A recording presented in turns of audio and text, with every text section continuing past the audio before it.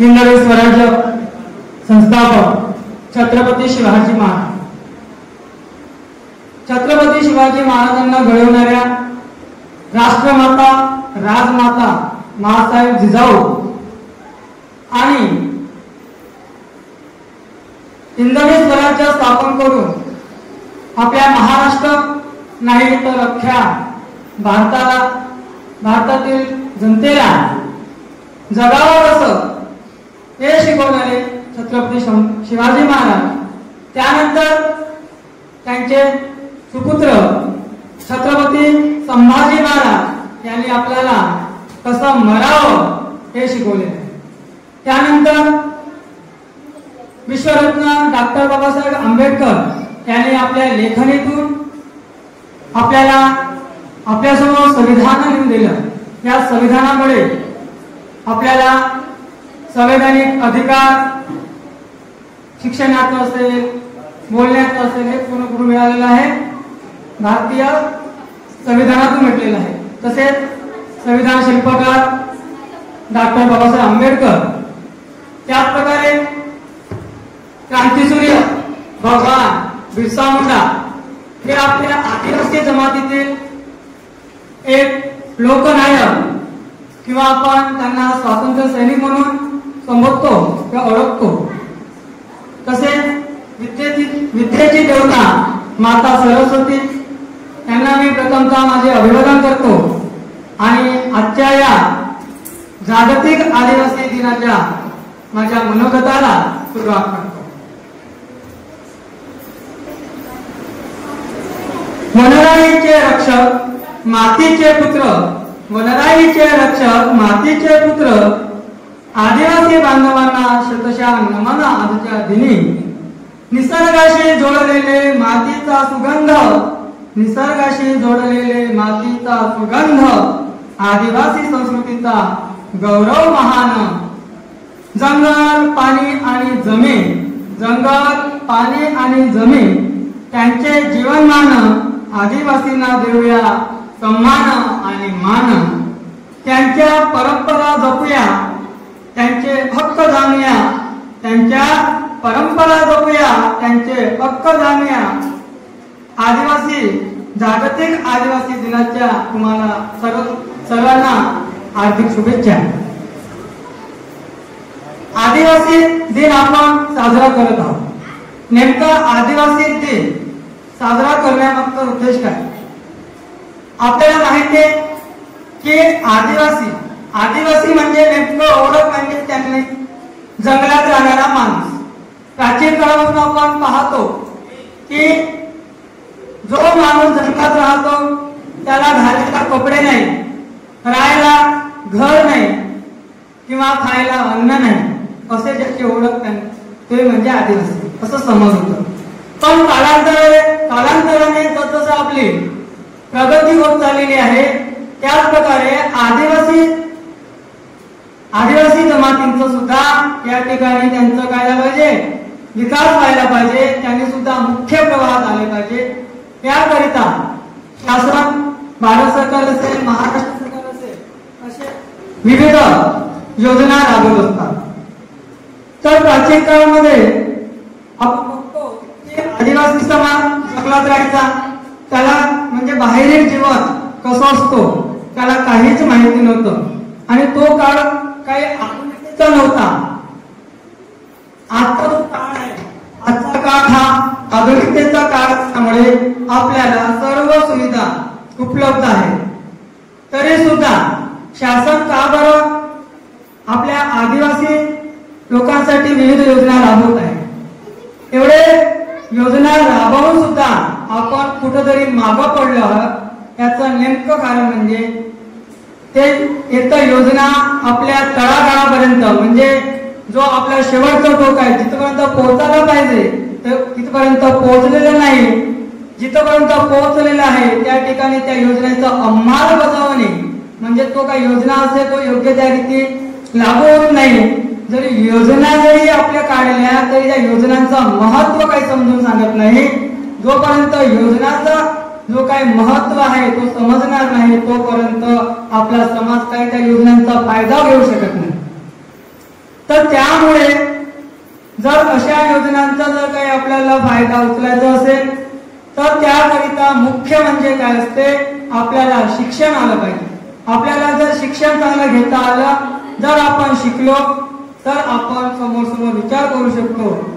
शिक्षणामुळे आपल्याला काही क्रांती करता येते. ज्या प्रकारे डॉक्टर बाबासाहेब आंबेडकर आपल्या लेखणीच्या माध्यमातून हक्क्या पुरा म्हणजे भारताचं म्हणजे संविधान लिहिला, त्या संविधानामध्ये सर्वात प्रथम जो काही आयोग बनतात आरक्षणाचे आयोग, त्या ठिकाणी national commission of schedule caste म्हणजे NCSC म्हणजे हा सर्वप्रथम SC साठी एक आयोग निर्माण करण्यात आला. म्हणजे काय, राष्ट्रीय अनुसूचित जातीचा आयोग. आयोग तयार करण्यामागचा मुख्य उद्देश म्हणजे जे काही सोशली किंवा एज्युकेशनल म्हणजे सामाजिक तथा शैक्षणिक दृष्ट्या जे कमकुवत आहेत अशा प्रवर्गाला मुख्य प्रवर्गात आणून त्यांचं सामाजिक तथा शैक्षणिक दृष्ट्या त्यांचा विकास व्हावा याकरिता आयोग निर्माण करण्यात आला. त्याचप्रकारे कलम नंबर होता हा SC साठी 338 म्हणजे 338. त्यानंतर 338A सेक्शन A मध्ये national commission for the scheduled tribes NCST म्हणजे राष्ट्रीय अनुसूचित जमातीचा जो आयोग या कलमामध्ये तुम्हाला देण्यात आला आहे.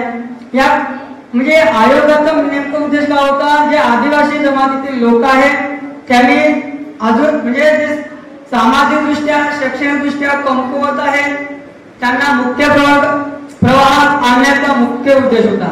त्यानंतर सर्वात शेवटी जे काही NCBC म्हणतो national commission for the backward classes, त्यामध्ये OBC SBC OBC VJMT हे ज्या बाकीच्या गोष्टी आहेत, बाकीचे जे प्रवर्ग आहेत ते त्याच्यामध्ये येतात आणि बाकीचा EWS आणि ओपन.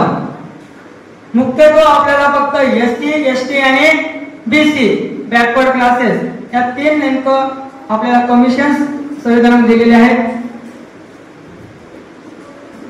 जागतिक आदिवासीचा दिवसाचा औचित्य साधून आपल्याला शैक्षणिक दृष्ट्या कसं समोर येत आहे हा मुख्य उद्देश आपण मनात ठेवला पाहिजे. आदिवासी का बरं मागे आहे आणि बाकीचा जो प्रवर्ग का बरं समोर गेला आहे याच्यामधला एकच फरक तो म्हणजे फक्त शिक्षण. म्हणून तर म्हणतात ना, कोण क्रांतीसूर्य ज्योतिबा फुले काय म्हणतात,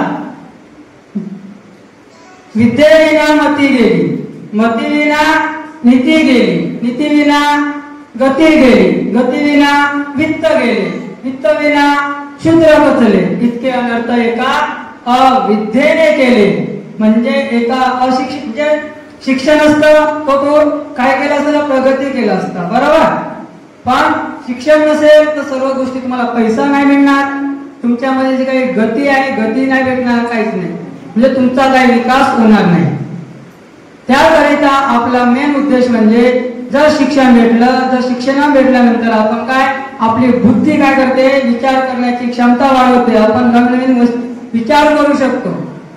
जर शिक्षणच नाही, किती योजना सरकार काढल्या तुमच्या उपयोगासाठी तरी ते व्यर्थ असणार.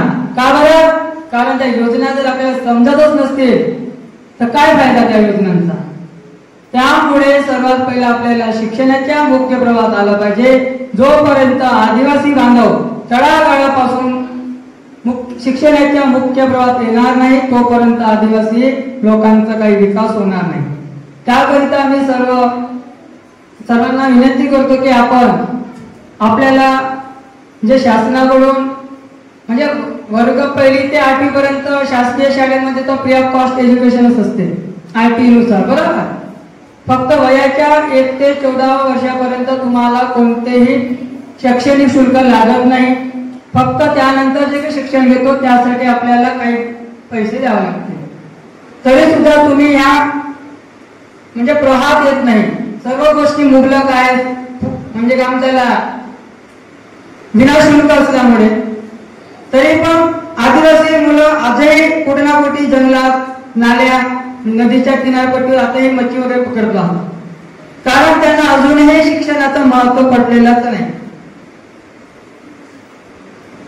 ठीक आहे, एवढं बोलतो आणि तुम्हाला आजचा दिवस म्हणजे खास आलेला आहे. दोन्ही या ठिकाणी म्हणजे रक्षाबंधन आणि जागतिक आदिवासी दिन आलेला आहे, त्यामुळे तुम्हाला पुण्याचे एकदा रक्षाबंधनाच्या हार्दिक शुभेच्छा देतो आणि या ठिकाणी थांबतो. जय हिंद, जय भारत.